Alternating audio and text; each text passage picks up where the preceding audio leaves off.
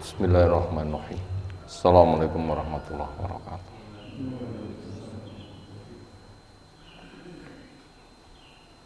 Alhamdulillahirabbil alamin. Walladzi arsala rasulahu bil huda wa dinil haqq liyudhhirahu 'ala dini kullih. Wa kafa billahi syahida. Wa asyhadu an la ilaha illallah wahdahu la syarikalah. Wa asyhadu anna Muhammadan abduhu wa rasuluh. Allahumma shalli ala Muhammad wa ala alihi wa ashabihi wa man tabi'ahum bi ihsanin ila yaumiddin. Ya ayyuhalladzina amanu taqullaha haqqa tuqatih wa la tamutunna illa wa antum muslimun wa ba'du. Fa inna asdaqal hadisi kitabullah wa khairal hadyi hadi Muhammadin sallallahu alaihi wasallam. Syarrul umuri muhdatsatuha fa inna kulla muhdatsatin bid'ah wa kulla bid'atin dhalalah kulla dhalalatin finnar. Ayyuhal ikhwah akramanallahu subhanahu wa ta'ala. Insyaallah kita masuk hadis yang ke-211 dari 1000 hadis hafalan. Temanya tentang fadilah orang punya rasa rahmah, punya rasa sayang.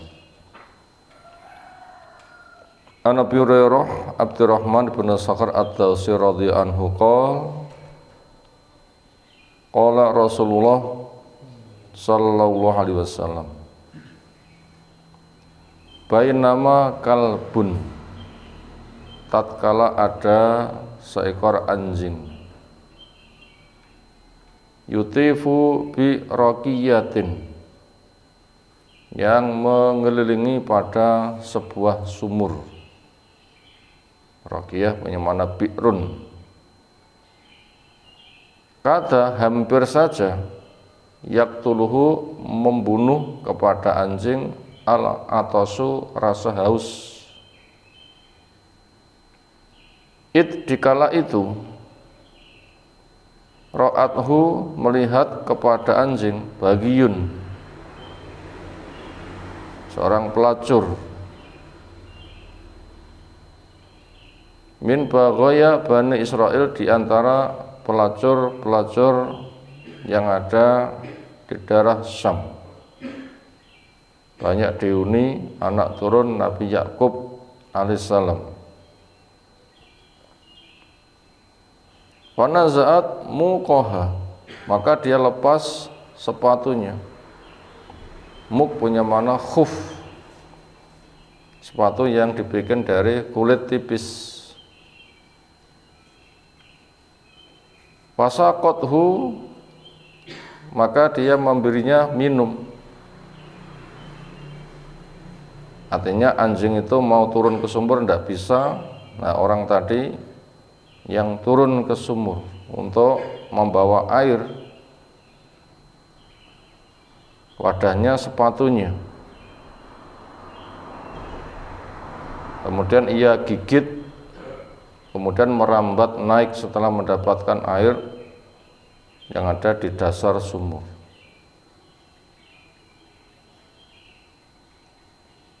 Faghufira laha, maka diberi ampunan untuk pelacur tadi, bihi, dengan sebab seperti itu. Rawal Bukhari, meriwayatkannya Imam Bukhari rahimahullahu ta'ala. Ayo ikhwah akraman subhanahu wa ta'ala, apa saja pelajaran yang bisa kita ambil dari hadis di atas? Pertama, hadis di atas merupakan satu kisah dari kisah-kisah yang banyak berserak-serak di daerah Syam,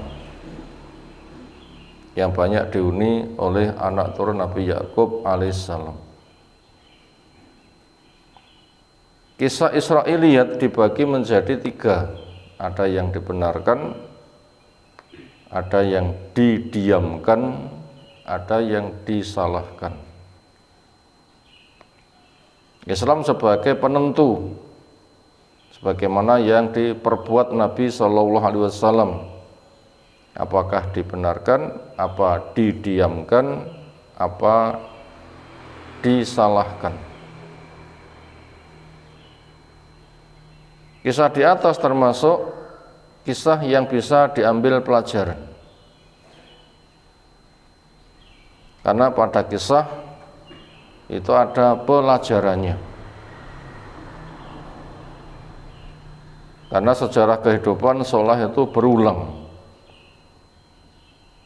Siapa yang mengalami, karena ada kisah, mungkin dari situ dia bisa mencari jalan keluar. Itu tadi pelajaran yang pertama berkaitan masalah kisah. Pelajaran kedua, penyakit sosial yang namanya pelacuran. Itu ada dari masa ke masa. Karena memang manusia ada bawaan pada dirinya memiliki kebutuhan syahwat, yaitu penyaluran kebutuhan biologis. Laki dicipta untuk perempuan dan sebaliknya, masing-masing membutuhkan yang hikmahnya untuk media regenerasi, tapi kadang orang menyalahgunakan fungsi. Mestinya dengan nikah sebagai penyaluran yang serba berpahala, tapi ada yang menyalahfungsikannya sehingga memiliki risiko yang sangat berat. Maka perzinaan termasuk satu dosa dari dosa-dosa besar.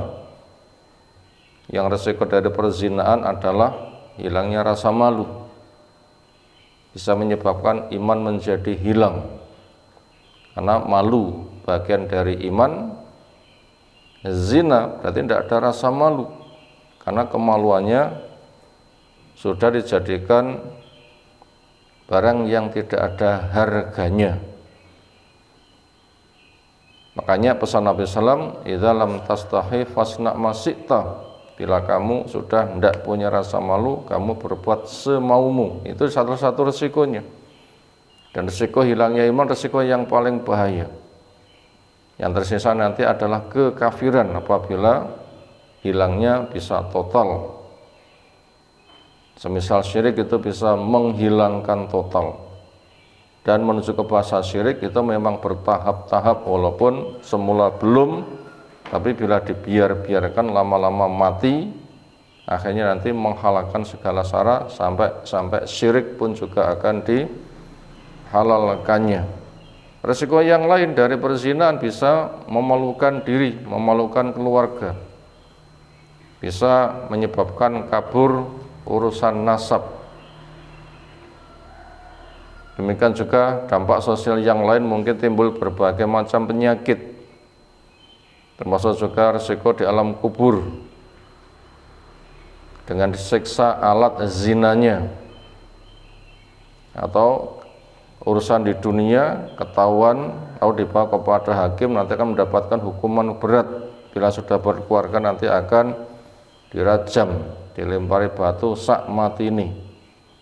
Bila sudah masuk kepada raja zina, laki suka pada laki, perempuan suka pada perempuan, homo atau lesbi,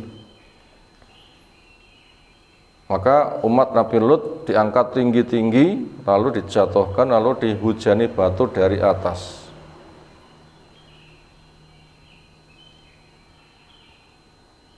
Kalau pada kondisi tertentu untuk menghukum orang seperti itu bisa dibawa kepada gedung yang sangat tinggi, lalu dijatuhkan, lalu dituruni batu yang sudah disiapkan. Atau manusia mendatangi binatang, bunuh keduanya. Penyakit sosial namanya perzinahan itu mengerikan. Makanya itu harus ditinggalkan sejauh mungkin, jangankan zina, pengantarnya saja sudah tidak boleh. Maka perempuan supaya banyak tinggal di rumah, ketika keluar tutup aurat dengan benar, jaga mata, jaga suara, sampai kebutuhan mahram jelas, Orang memandang, maka supaya mata ditundukkan. Sentuhan kulit saja yang bukan mahramnya, itu andaikan kepala ditusuk-tusuk pakai jarum berdarah-darah, itu masih lebih mending daripada sentuhan kulit semisal salaman. Orang mengatakan hanya gitu saja, ternyata itu sudah dianggap perkara yang sangat berat karena bisa mengantarkan resiko yang sangat dahsyat. Makanya dipesanai supaya enggak mengalami kehancuran, wattaqud dunya wattaqun nisa. Fa inna awala fitnati Bani Israil kalat finisa. Jaga dirimu dari perkara yang menyeret kepada kehancuran gara-gara ambisi dunia dan terseret kepada syahwat. Karena menyebabkan Bani Israil itu mengalami kehancuran, urusannya adalah perkara yang sedemikian.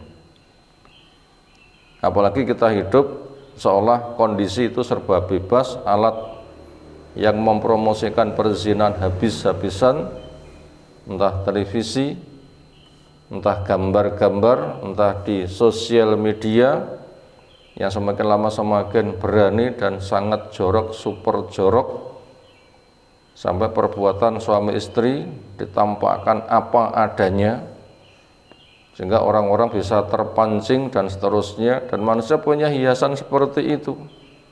Apalagi setan pun juga mendorong-dorong. Senjata setan yang paling kuat adalah membuat orang cerai supaya zina merajalela. Ya, nanti resikonya adalah kehancuran yang sangat merata. Itu tadi pelajaran yang kedua berkaitan penyakit sosial. Makanya harus diantisipasi. Makanya siapa-siapa yang sudah siap menikah, menikahlah. Orang tua ketika disambati anaknya untuk menikah, maka supaya segera dicarikan. Jangan sampai nikah itu jadi kepentingan orang tua, tapi nikah itu kepentingan si pelaku, maka beri sarana, beri modal, didorong, dibantu. Karena apabila tidak dibantu lalu jatuh kepada perzinaan, itu rasa malunya tidak bisa diobati oleh harta berapapun. Andaikan mengantarkan nikah butuh 50 juta, ketika ada rasa malu gara-gara zina, mungkin direhabilitasi dengan 1 miliar nggak akan selesai, karena corengnya nanti akan merata kemana-mana. Maka raketang digila, direwangi, digulai utangan, asalkan ada jaminannya, carikan untuk menghantarkan keluarganya yang sudah siap menikah. Kenapa? Itu merupakan benteng, karena resiko bila sudah sampai zina itu dibenahi dengan dana berapapun, seolah itu tidak bisa mengangkat martabatnya, karena rasa malu, hina itu adalah rasa, itu nggak bisa diganti dengan materi. Kenapa? Karena saking besarnya resiko dari perzinahan. Lalu pelajaran berikutnya, seperti apapun orang punya dosa, lalu orang itu memiliki keinginan untuk tobat, Allah tidak akan menutup pintu tobat berapapun dosanya. Dosa zina, dosa akidah, dosa harta, dan aneka ragam dosa, seolah tidak ada peluang dosa tanpa dimasukinya, semuanya telah dijalaninya.